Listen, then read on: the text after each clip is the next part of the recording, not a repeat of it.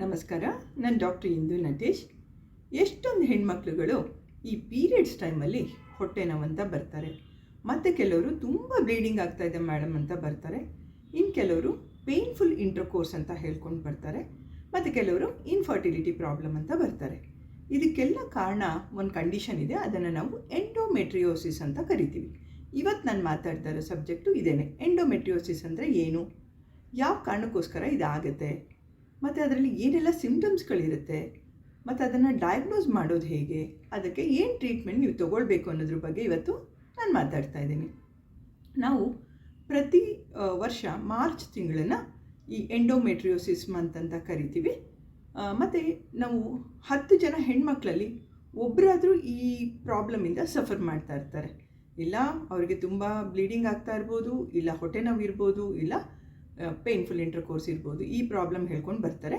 ನಾನು ಇದನ್ನು ಇವತ್ತು ನಿಮಗೆ ಫಸ್ಟು ನಾನು ಅನಾಟಮಿ ತೋರಿಸ್ಕೊಂಡು ಆಮೇಲೆ ಹೇಳ್ಕೊಳ್ತಾ ಹೋಗ್ತೀನಿ. ಬುಕ್ಕಲ್ಲಿ ನಾನು ಫೀಮೇಲ್ ರಿಪ್ರೊಡಕ್ಟಿವ್ ಆರ್ಗನ್ಸ್ನ ತೋರಿಸ್ತೀನಿ. ಇವಾಗ ನೋಡಿ, ನಾ ಈ ವಿಡಿಯೋದಲ್ಲಿ ಫೀಮೇಲ್ ರಿಪ್ರೊಡಕ್ಟಿವ್ ಸಿಸ್ಟಮ್ನ ತೋರಿಸ್ತಾ ಇದ್ದೀನಿ. ನಾರ್ಮಲಾಗಿ ಫೀಮೇಲ್ ರಿಪ್ರೊಡಕ್ಟಿವ್ ಸಿಸ್ಟಮಲ್ಲಿ ಏನಿರುತ್ತೆ ಅಂದರೆ, ಒಂದು ಗರ್ಭಕೋಶ ಇರುತ್ತೆ, ಅದನ್ನು ಯೂಟ್ರಸ್ ಅಂತ ಕರಿತೀವಿ. ಅದ್ರ ಪಕ್ಕ 2 ಟ್ಯೂಬ್ಗಳು ಬರುತ್ತೆ, ಅದನ್ನೇ ಫೆಲೋಪಿಯನ್ ಟ್ಯೂಬ್ಸ್ ಅಂತ ಕರಿತೀವಿ ನಾವು. ಇದೆಲ್ಲ ಫಿಮ್ಬ್ರಿಯಲ್ ಎಂಡ್, ಇದು ಓವರಿ. ಇಲ್ಲೊಂದು ಓವರಿ ಬರುತ್ತೆ, ಈ ಕಡೆ ಒಂದು ಓವರಿ ಇರುತ್ತೆ, 2 ಓವರೀಸ್ ಇರುತ್ತೆ. ಇದನ್ನು ಸರ್ವೈಕಲ್ ಕೆನಾಲ್ ಅಂತ ಕರಿತೀವಿ, ಇದನ್ನು ಸರ್ವಿಕ್ಸ್ ಅಂತ ಕರಿತೀವಿ, ಇದನ್ನು ವೆಜೈನ್ ಅಂತ ಈ ರೀತಿ ಕರಿತೀವಿ. ಈ ಗರ್ಭಕೋಶದ ಒಳಗಡೆ ಏನಾಗುತ್ತಪ್ಪ ಅಂದರೆ, ಒಂದು ಥಿನ್ ಲೇಯರ್ ಆಫ್ ಟಿಶ್ಯೂ ಇರುತ್ತೆ, ಇದನ್ನೇ ನಾವು ಎಂಡೋಮೆಟ್ರಿಯಮ್ ಅಂತ ಕರೆಯೋದು. ಈ ಲೇಯರ್ನ ಇದು ನಾರ್ಮಲಾಗಿ ಯೂಟ್ರೈನ್ ಕ್ಯಾವಿಟಿ ಒಳಗಡೆ ಇರುತ್ತೆ, ಮತ್ತು ಪ್ರತಿ ತಿಂಗಳು ಇದು ಗ್ರೋತ್ ಆಗುತ್ತೆ. ಈ ಎಂಡೋಮೆಟ್ರಿಯಮ್ ಅನ್ನೋದು ಬೆಳೆಯುತ್ತೆ. ಅದು ಯಾಕೆ ಬೆಳೆಯುತ್ತೆ ಅಂದರೆ, ಈ ಓವರಿದಿಂದ ಏನಾಗುತ್ತೆ ಅಂದರೆ 2 ಇಂಪಾರ್ಟೆಂಟ್ ಹಾರ್ಮೋನ್ಗಳು ಉತ್ಪತ್ತಿ ಆಗುತ್ತೆ, ಈಸ್ಟ್ರೋಜನ್ ಆ್ಯಂಡ್ ಪ್ರೊಜೆಸ್ಟ್ರಾನ್. ಅದರ ಇನ್ಫ್ಲೂಯೆನ್ಸಿಂದ ಈ ಒಳಗಡೆ ಇರೋ ಲೇಯರು ಆ ಪದರ ಬೆಳೆಯುತ್ತೆ. ಅದು ಮತ್ತು ನೀವೇನಾದರೂ ಕನ್ಸೀವ್ ಆದರೆ ಇದನ್ನು ಈ ಎಂಡೋಮೆಟ್ರಿಯಮ್ ಏನು ಮಾಡುತ್ತೆ, ಆ ಪ್ರೆಗ್ನೆನ್ಸಿನ ಸಪೋರ್ಟ್ ಮಾಡುತ್ತೆ. ಆ ತಿಂಗಳೇನಾದರೂ ಹೆಣ್ಮಕ್ಳು ಕನ್ಸೀವ್ ಆಗಲಿಲ್ಲ ಅಂದರೆ ಏನಾಗುತ್ತೆ, ಅದು ಶಟ್ ಡೌನ್ ಆಗುತ್ತೆ, ಹರಿದ್ಬಿಟ್ಟು ಈ ಕೆನಾಲ್ ಮುಖಾಂತರ ಈ ವೆಜೈನಾಯಿಂದ ಆ ಬ್ಲಡ್ ಎಲ್ಲ ಹೊರಗಡೆ ಬರುತ್ತೆ. ಪೀರಿಯಡ್ಸ್ ಅಂದರೆ it is nothing but blood mucus with endometrial tissue ಅಂತ ಕರಿತೀವಿ. ಈ ಎಂಡೋಮೆಟ್ರಿಯಲ್ ಟಿಶ್ಯೂ ಅದ್ರ ಜೊತೆಗೆ ಮ್ಯೂಕಸ್ಸು ಮತ್ತು ಬ್ಲಡ್ಡು ಹೊರಗೆ ಬರೋದನ್ನೇ ನಾವು ಪೀರಿಯಡ್ಸ್ ಅಂತ ಕರೆಯೋದು. ಇದು ಪ್ರತಿ ಮಂತು ಎಲ್ಲ ಹೆಣ್ಮಕ್ಳಲ್ಲಿ ನಾರ್ಮಲಾಗಿ ನಡೆಯುವಂಥ ಒಂದು ಪ್ರೊಸೀಜರು. ಇವಾಗ ನಾನು ನೆಕ್ಸ್ಟು ಎಂಡೋಮೆಟ್ರಿಯೋಸಿಸ್ ಅಂದರೆ ಏನು ಅನ್ನೋದನ್ನ ಇನ್ನೊಂದು ಇದರಲ್ಲಿ ವಿಡಿಯೋದಲ್ಲಿ ತೋರಿಸ್ತೀನಿ. ಈಗ ನೋಡಿ, ನಾನಿವಾಗ ಈ ವಿಡಿಯೋದಲ್ಲಿ ಎಂಡೋಮೆಟ್ರಿಯೋಸಿಸ್ ಅಂದರೆ ಏನು ಅನ್ನೋದು ತೋರಿಸ್ತಾ ಇದ್ದೀನಿ. ಎಂಡೋಮೆಟ್ರಿಯೋಸಿಸ್ ಅಂದರೆ growth of endometrial tissue outside the uterine cavity. ಅಂದರೆ ನಾನು ಪ್ರೀವಿಯಸ್ ವಿಡಿಯೋದಲ್ಲಿ ನಿಮಗೆ ತೋರಿಸ್ದೆ. ಈ ಎಂಡೋಮೆಟ್ರಿಯಮ್ ಅನ್ನೋದು ಯಾವಾಗಲೂ ಗರ್ಭಕೋಶದ ಒಳಗಡೆ ಅಷ್ಟೇ ಬೆಳಿಬೇಕು, ಯೂಟ್ರೈನ್ ಕ್ಯಾವಿಟಿ ಒಳಗಡೆ ಅಷ್ಟೇ ಬೆಳಿಬೇಕು.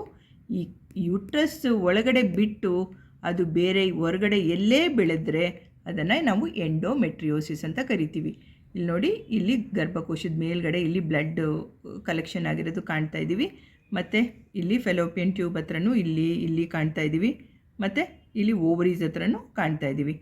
ಮತ್ತು ಇದು ಈ ಗರ್ಭಕೋಶ ಬಿಟ್ಟು ಹೊರಗಡೆ ಅದು ಎಂಡೋಮೆಟ್ರಿಯಲ್ ಟಿಶ್ಯೂ ಎಲ್ಲೇ ಬೆಳೆದ್ರೂ ಅದನ್ನು ಎಂಡೋಮೆಟ್ರಿಯೋಸಿಸ್ ಅಂತ ಕರಿತೀವಿ. ಇವಾಗ ನಿಮ್ಗೆ ಅನಿಸುತ್ತೆ, ಅಲ್ಲಪ್ಪ ಇಲ್ಲಿರೋ ಟಿಶ್ಯೂ ಅದು ಹೆಂಗೆ ಅದು ಹೊರಗೋಯ್ತು ಅನ್ನೋದಲ್ವಾ. ಅದಕ್ಕೆ ಮೆಕ್ಯಾನಿಸಮ್ ಅಂತ ಇದೆ, ಕಾಸಸ್ಸು ಯಾಕೋಸ್ಕರ ಅದು ಅಲ್ಲಿ ಹೊರಗಡೆ ಹೋಯ್ತು ಅನ್ನೋದ್ರ ಬಗ್ಗೆ ಇವಾಗ ನಾನು ಹೇಳ್ತೀನಿ. ನೋಡಿ, ಈ ಎಂಡೋಮೆಟ್ರಿಯೋಸಿಸ್ಗೆ ಮೇನ್ ಕಾರಣ ರೆಟ್ರೋಗ್ರೇಡ್ ಮೆನ್ಸ್ಟ್ರುಯೇಷನ್. ರೆಟ್ರೋಗ್ರೇಡ್ ಮೆನ್ಸ್ಟ್ರುಯೇಷನ್ ಅಂದರೆ ಏನಪ್ಪ ಅಂತ ಹೇಳಿದ್ರೆ, ನಮಗೆ ನಾರ್ಮಲಾಗಿ ಏನಾಗುತ್ತೆ, ಬ್ಲೀಡಿಂಗ್ ಆದಾಗ ವೆಜೈನ ಮುಖಾಂತರ ಎಲ್ಲ ಹೊರಗಡೆ ಬರುತ್ತಲ್ವ. ಈ ರೆಟ್ರೋಗ್ರೇಡಲ್ಲಿ ಜಸ್ಟ್ ಈ ಬ್ಲಡ್ ಫ್ಲೋ ಎಲ್ಲ ಉಲ್ಟಾ ರಿವರ್ಸ್ ಹೋಗೋದು, ವಾಪಸ್ ಹಿಂದೆ ಹೋಗುವಂಥದ್ದನ್ನ ರೆಟ್ರೋಗ್ರೇಡ್ ಮೆನ್ಸ್ಟ್ರುಯೇಷನ್ ಅಂತ ಹೇಳ್ತೀವಿ.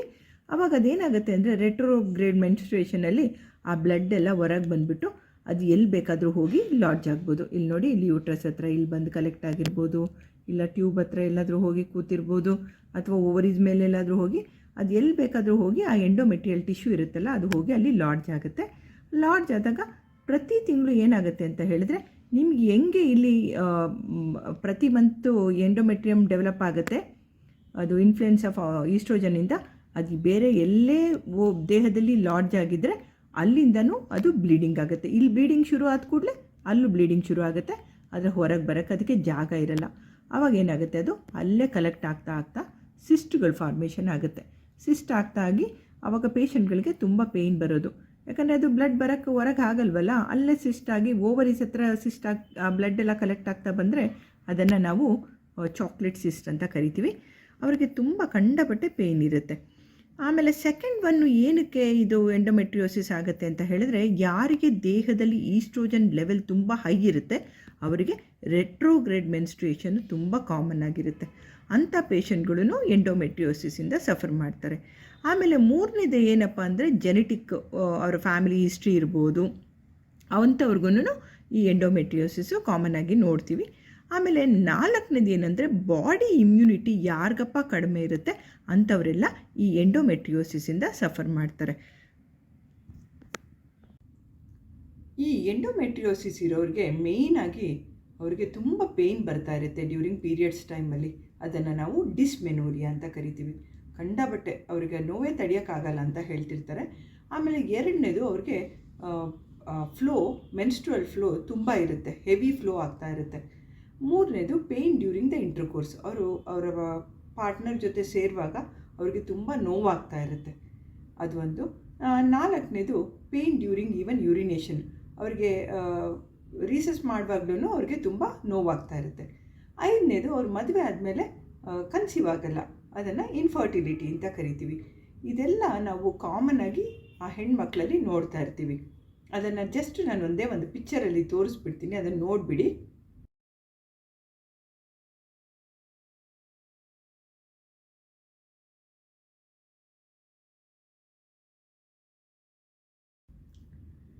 ಈ ಎಂಡೋಮೆಟ್ರಿಯೋಸಿಸ್ನ ನಾವು ಕಾಮನ್ನಾಗಿ ರಿಪ್ರೊಡಕ್ಟಿವ್ ಏಜ್ ಗ್ರೂಪಲ್ಲಿ ಕಾಣ್ತೀವಿ.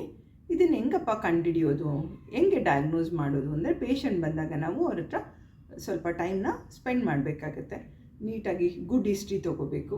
ಆಮೇಲೆ ಅವ್ರನ್ನ ಎಕ್ಸಾಮಿನೇಷನ್ ಮಾಡಬೇಕಾಗತ್ತೆ. ಮೂರನೇದು ಅಲ್ಟ್ರಾಸೌಂಡ್ ಸ್ಕ್ಯಾನ್. ನಾಲ್ಕನೇದು ತುಂಬ ಇಂಪಾರ್ಟೆಂಟು, ಅದೇನೆಂದರೆ ಡಯಾಗ್ನೋಸ್ಟಿಕ್ ಲ್ಯಾಪ್ರೋಸ್ಕೋಪಿ. ಅದನ್ನು ಮಾಡಿದಾಗ ಅವ್ರಲ್ಲೇನಾದರೂ ಎಂಡೋಮೆಟ್ರಿಯೋಸಿಸ್ ಇದೆಯಾ ಇಲ್ವಾ ಅನ್ನೋದು ಗೊತ್ತಾಗುತ್ತೆ. ಇದು ತುಂಬ ಇಂಪಾರ್ಟೆಂಟು. ಅದನ್ನು ನಾವು ಬೇರೆ ಟೈಮಲ್ಲಿ ಅವರು ಇನ್ನೂ ಟೀನೇಜ್ ಗ್ರೂಪಲ್ಲಿ ಬಂದಾಗ, ಟೀನೇಜ್ ಟೈಮಲ್ಲಿ ಬಂದಾಗ ಮಾಡೋಕ್ಕಾಗಲ್ಲ. ಅವರು ಮದುವೆ ಆಗಿ ಬಂದಾಗ ಆವಾಗ ಅವರು ಕನ್ಸೀವ್ ಆಗಿರಲ್ವಲ್ಲ, ಅವರಿಗೆ ಬೇರೆ ಎಲ್ಲ ಸಿಮ್ಟಮ್ಸ್ಗಳೆಲ್ಲ ಇರುತ್ತೆ, ಇನ್ಫರ್ಟಿಲಿಟಿ ಪ್ರಾಬ್ಲಮ್ ಇರುತ್ತೆ. ಆವಾಗ ಈ ಡಯಾಗ್ನೋಸ್ಟಿಕ್ ಲ್ಯಾಪ್ರೋಸ್ಕೋಪಿ ಮಾಡಿಕೊಂಡು ಅದನ್ನು ಕಂಡುಹಿಡಿಬೋದು. ಈಗ ನೆಕ್ಸ್ಟು ನಾವು ಟ್ರೀಟ್ಮೆಂಟ್ ಆಸ್ಪೆಕ್ಟಿಗೆ ಹೋಗೋಣ. ಈಗ ಟ್ರೀಟ್ಮೆಂಟ್ ಅಂದರೆ ಎರಡು ಥರ ಬರುತ್ತೆ. ಒಂದು ಮೆಡಿಕಲ್ ಲೈನ್ ಆಫ್ ಟ್ರೀಟ್ಮೆಂಟು, ಇನ್ನೊಂದು ಸರ್ಜಿಕಲ್ ಲೈನ್ ಆಫ್ ಟ್ರೀಟ್ಮೆಂಟ್ ಅಂತ ಹೇಳ್ತೀವಿ.